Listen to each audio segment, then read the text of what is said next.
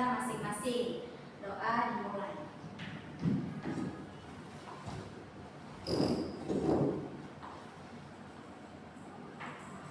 Doa selesai. Apa kabar anak-anak ibu sekalian? Baik, Bu. Bagaimana tadi pagi ada sarapan nggak? Karena pagi ini kita butuh energi untuk belajar. Karena kalau kita tidak sarapan, perut keroncongan, yang di pikiran itu bukan pelajaran, tapi habis ini makan apa ya? Gitu. Apa udah sarapan anak-anak ibu? Ya, Bu. Oke, sebelumnya tolong anak-anak ibu dilihat di sekitarnya apakah ada sampah. Karena kita harus belajar dalam keadaan yang bersih supaya nyaman. Ada ya, bersih ya. Alhamdulillah kelasnya bersih. Oke, ibu akan mengabsen anak-anak. Jadi tolong kalian lihat di sekitarnya apa ada kawan yang belum datang. Beritahu ibu ya. Dinda, Bu. Linda, oh Linda. Apa keterangannya? Nggak tahu, dia nggak kabarin. Oh jadi dia nggak ada keterangannya. Iya, Bu. Oke, oke.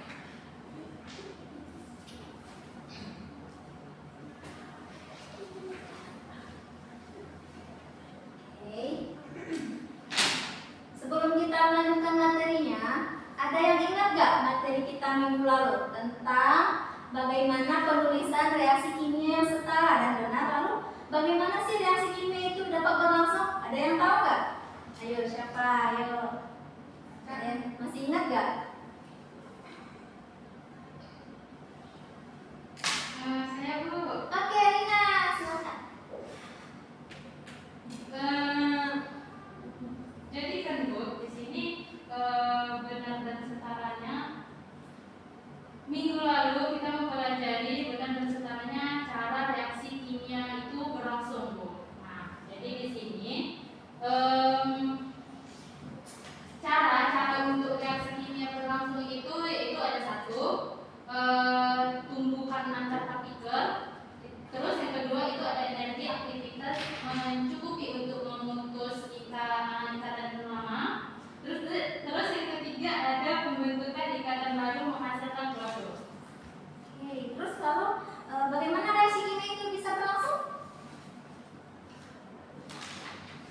Reaksi kimia itu dapat berlangsung dalam keadaan apa? Seperti yang kita bahas minggu lalu. Jadi reaksi reaksi kimia itu dapat berlangsung ketika dalam keadaan yang di dalamnya itu ada pemutusan dan pembentukan ikatan. Terus ada yang namanya juga di dalamnya ada energi aktivasi. Lalu di dalamnya juga ada yang namanya katalis. Jadi di antara tiga yang komponen itu, kalau ada salah satunya di dalam reaksi kimia itu berarti reaksi kimia dapat berlangsung. Gitu.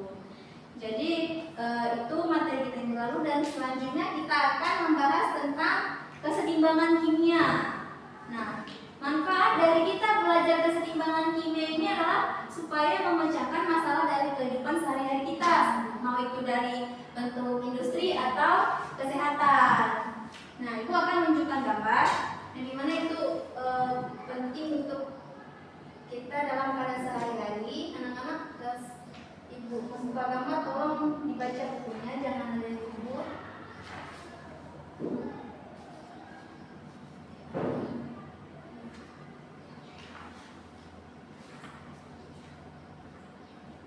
Kelihatan gambarnya? Kelihatan, Bu. Setelah melihat gambar ini ada tersirat nggak di pikiran? Apa sih yang ada dalam gambar ini? Kenapa harus penting untuk menyeimbangkannya? Perubahan bentuk. Perubahan bentuk. Oh iya, oke. Sedikit benar, tapi ibu akan menjelaskan lagi lebih detailnya. Jadi pada gambar ini terdapat yang namanya dengan fermentasi roti. Memang iya dia perubahan bentuk kan? Jadi itu ada benar juga. Jadi kenapa sih Bu kita harus menyeimbangkannya? Fermentasi roti itu kan hanya hal sederhana gitu. Memang betul itu hal yang sederhana, tapi kita juga perlu yang menyeimbangkannya. Yang pertama adalah suhu, perubahan suhunya. Suhu untuk fermentasi itu ada di 34 sampai di 40 derajat Celcius. Jika dia terlalu dingin, terlalu panas, enzim itu akan terdenaturasi. Makanya harus setimbang, suhunya itu harus di suhu yang stabil. Jangan terlalu dingin dan jangan terlalu panas. Lalu yang kedua itu ada yang namanya kita dalam fermentasi dinamakan ragi. Ragi dan gula itu salah satu yang komponen yang disatukan.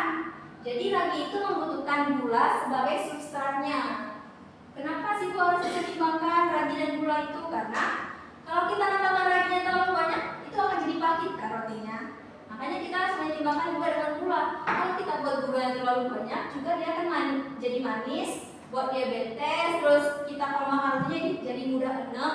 Kalau dia terlalu manis, makanya yang diperlukan itu keseimbangan di dalam pembuatan fermentasi roti ini. Terus apalagi sih Bu? Dalam fermentasi roti itu juga terdapat yang namanya tekanan gas atau CO2. Jadi setelah kita membuat fermentasi roti itu kan butuh untuk ditutup. Nah setelah kita menutupnya, kita membuat selah udaranya, udara buat keluar masuk. Keluarnya CO2 dan masuknya O2. Keluar karbon dioksida dan masuknya dengan oksigen.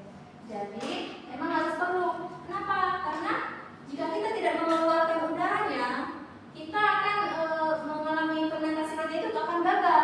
Mungkin bisa jadi, tapi tidak sempurna. Jadinya tidak sempurna.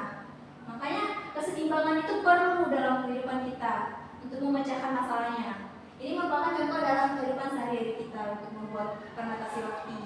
Jadi begitu anak-anak. Oke, dari gambar ini ada yang sama penjelasan Ibu ada yang ingin ditanyakan? Kakak sudah paham? Sudah Bu. Alhamdulillah. Jadi Ibu akan menjelaskan, selanjutnya Ibu akan menjelaskan tentang konsep kesetimbangan kimia dan tetapan kesetimbangan kimia.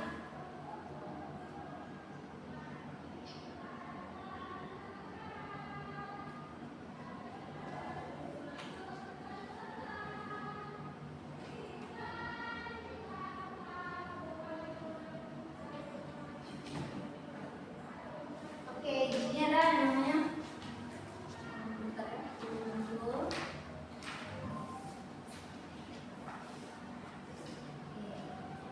kesetimbangan kimia. Jadi tujuan pembelajaran kita hari ini itu pertama peserta didik itu harus mampu memahami kesetimbangan kimia dan tetapan kesetimbangan kimia setelah menyimak penjelasan dari guru dengan baik. Yang kedua, peserta didik dapat menyelesaikan perhitungan tetapan kesetimbangan dengan mengerjakan LKPD yang diberikan guru dengan benar dan tepat. Dan yang ketiga, peserta didik mampu menganalisis pergeseran kesetimbangan setelah diskusi bersama kelompok dengan baik.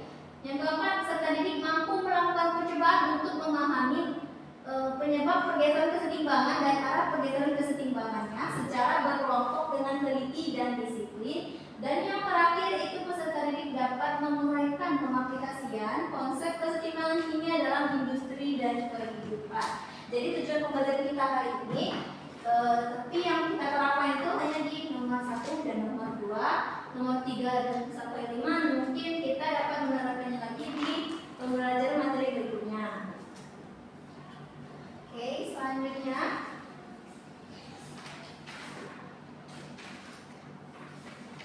dalam kesetimbangan kimia ini kita perlu membahas satu konsep kesetimbangan, yang kedua tetapan kesetimbangan, yang ketiga perhitungan konsentrasi dalam kesetimbangan, yang keempat manfaat konstanta kesetimbangan, yang kelima kesetimbangan padatan ionik dan KSP, dan yang terakhir faktor-faktor yang mempengaruhi kesetimbangan.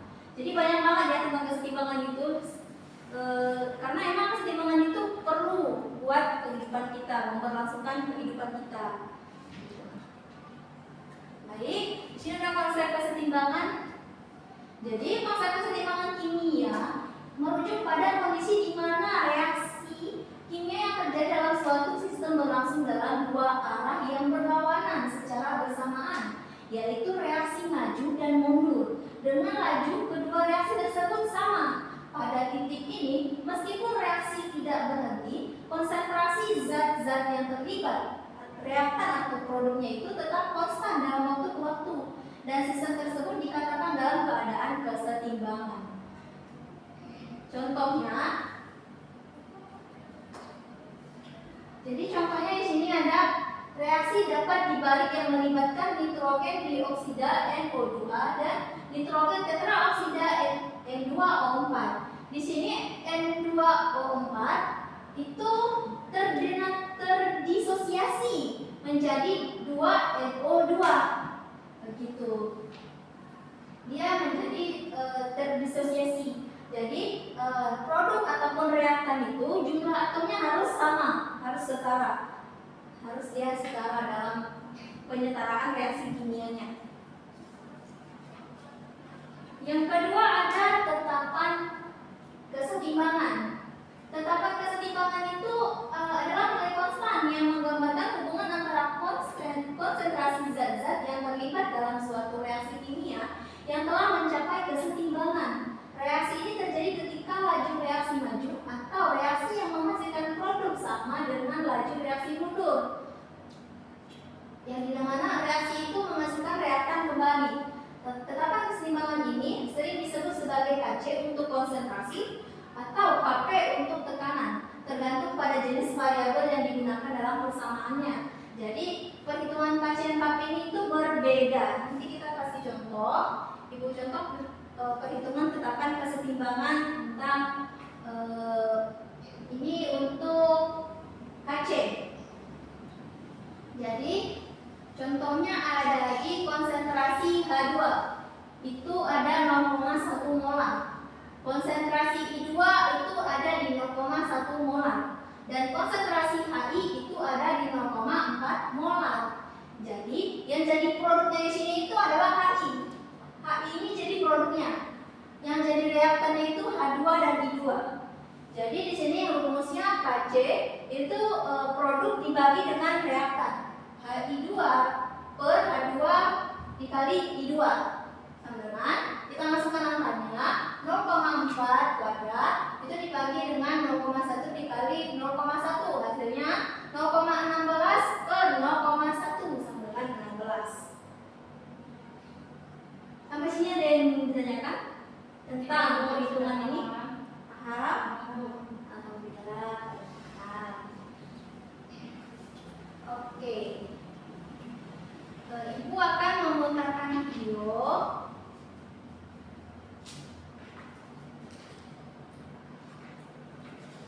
Anak-anak jangan ikut, tolong dibaca bukunya supaya lebih paham.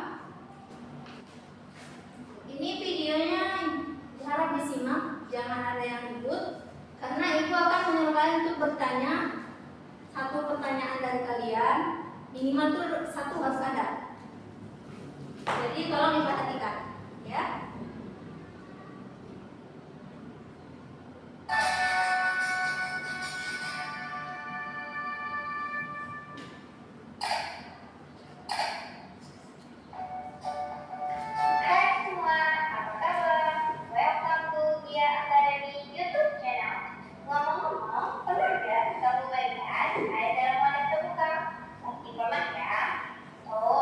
Pernah juga memperhatikan air dalam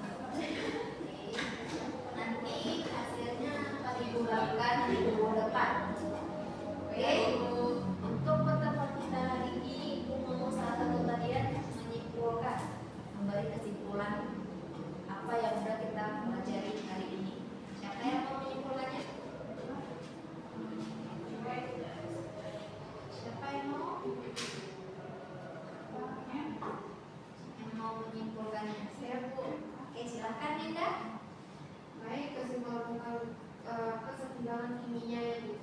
Ya. Untuk kesetimbangan kimia adalah keadaan dinamis di mana laju reaksi maju sama dengan laju reaksi balik, sehingga konsentrasi reaksi dan produk tetap konstan. Kesetimbangan ini dipengaruhi oleh faktor seperti suhu, tekanan, konsentrasi, dan keberadaan katalis, dan juga sesuai dengan prinsip Lechner. Oke, benar. Terima kasih Ida untuk kesimpulannya. Kalau pada kesimpulan tetapan, oke silakan Ida.